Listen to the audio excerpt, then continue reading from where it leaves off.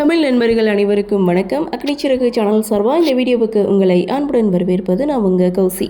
கேட்டிமேளம் சீரியலுடைய இன்றைக்கி எபிசோடுக்கான ரிவ்யூ என்ன அப்படின்றத பார்க்கலாம். அதுக்கு முன்னாடி இது வரைக்கும் நம்ம சேனலை நீங்கள் சப்ஸ்கிரைப் பண்ணலைன்னா பண்ணிக்கிறங்க.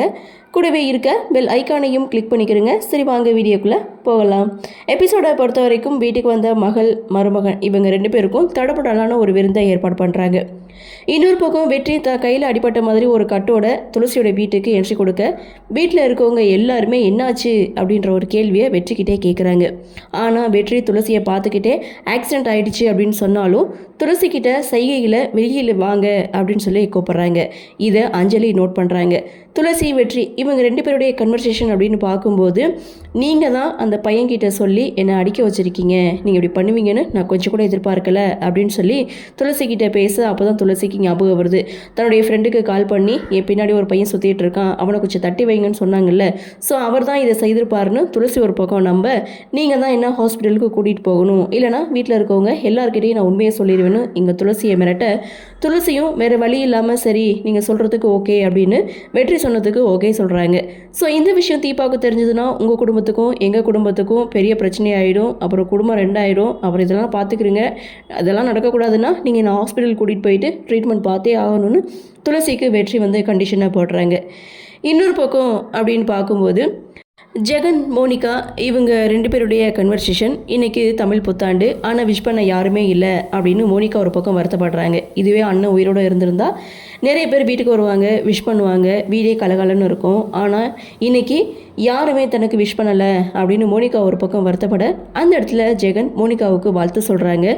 நம்மளுக்குள்ளே விஷ் பண்ணுறதுல என்ன இருக்குது, நம்ம ஜெயிச்சு காட்டணும், நம்ம பின்னாடி நிறைய பேர் இருக்கணும், பணத்தோடு வாழ்கிறது பெருசு இல்லை, மனுஷ மக்களை நம்ம கைக்குள்ளே வச்சுக்கிறோன்னு இங்கே மோனிகா ஜெகன்கிட்டே பேசிகிட்டு இருக்காங்க. அந்த சமயம் மோனிகாவுக்கு இங்கே மீனாட்சி ஃபோன் பண்ணி வாழ்த்து சொல்கிறாங்க. ஸோ அந்த இடத்துல சோலார் ப்ராஜெக்டை பற்றி மீனாட்சி கிட்டே கேட்குறாங்க. ஸோ உடனே மாமாவுக்கு கால் பண்ணி பேசுங்கன்னு சொல்ல இதை பற்றி ஜெகன்கிட்டே கேட்குறாங்க. ஸோ ஜெகனும் பார்த்தீங்கன்னா மினிஸ்டருக்கு கால் பண்ணி அந்த சோலார் ப்ராஜெக்ட் என்னாச்சு அப்படின்னு சொல்லி கேட்கும்போது, ஒன்றும் கவலைப்படாதீங்க, நான் மினிஸ்டர் ஆகிட்டேன் அப்படின்னா அடுத்த கையெழுத்தே இந்த சோலார் ப்ராஜெக்ட் தான், முடிச்சு கொடுத்துடலாம் அப்படின்னு சொல்லி இவங்களுடைய கன்வர்சேஷனை முடிக்கிறாங்க. அப்படியே சீனை கட் பண்ணால் ரேவதி ரோட்டில் பூக்கூடையோடு நடந்து போயிட்டுருக்காங்க. அப்படி வர்ற வழியில் ஒரு பைக்காரர் அவங்கள இடித்து கீழே தள்ளிட்டு போய்ட்றாங்க. இதனால் ரேவதியோட கையில் அடிபட்டிருக்கு. இதை பார்த்த முருகன் ரேவதியை கை தாங்களாக கூட்டிகிட்டு கடைக்கு போகிறாரு. ஸோ கடையில் உட்கார வச்சுட்டு மெடிக்கலுக்கு போயிட்டு அடிபட்டத்துக்கான மருந்தெல்லாம் மெடிசன்லாம் வாங்கிட்டு அவங்களே கட்டு போடுறாங்க. ஸோ இதுக்கப்புறம் முருகன் பார்த்திங்கன்னா ரேவதியுடைய கடையும் பார்த்துக்கிட்டு அவர் வேலை பார்க்குற கடையையும் வியாபாரம் பார்த்துட்ருக்காரு. ஸோ இன்னொரு பக்கம் அப்படின்னு பார்த்திங்கன்னா விருந்து எப்படி இருக்குது அப்படின்னு சொல்லி லக்ஷ்மி மகேஷ் கிட்ட கேட்டுட்ருக்காங்க. அப்போது மகேஷ் சொல்கிறாரு, நான் எத்தனையோ ஊருக்கு போயிருக்கேன், எல்லா இடத்துலையும் சாப்பிட்ருக்கேன், ஆனால் இப்படி ஒரு சாப்பாடை நான் சாப்பிட்டதே இல்லை, உங்களுடைய சமையல் தான் அப்படின்னு சொல்லி பாராட்டி பேசிகிட்டு இருக்காங்க. கரெக்டாக அந்த சமயம் பார்த்து நம்ம முருகனுடைய என்ட்ரி. ஸோ முருகன் பார்த்திங்கன்னா சிவராம் லக்ஷ்மி 2 பேரையும் ஒன்றா நிற்க வச்சு 2 பேரும் கையையும் சேர்த்து கையில் கொஞ்சம் பணத்தையும் வைக்கிறாங்க. ஸோ ஏது இந்த பணம் அப்படின்னு சொல்லி கேட்கும்போது முருகன் இவங்க 2 பேரும் காலில் விழுந்து ஆசீர்வாதம் வாங்கிக்கிட்டு, ஸோ இதனுடைய சம்பள பணம் அப்படின்னு சொல்லி சம்பாதிச்ச பணத்தை கொண்டு முருகன் தன்னுடைய அப்பா அம்மா கிட்ட கொடுக்க எல்லாரும் ரொம்பவே சந்தோஷப்படுறாங்க. ஆனால் இன்னொரு பக்கம் கேசவனுடைய மாமனார் கேசவனை மரியாதை இல்லாமல் பேசிகிட்டு இருக்காங்க. காரணம் பிஏ பார்த்திங்கன்னா ஒரு பத்திரிக்கை கொண்டு கொடுக்குறாங்க.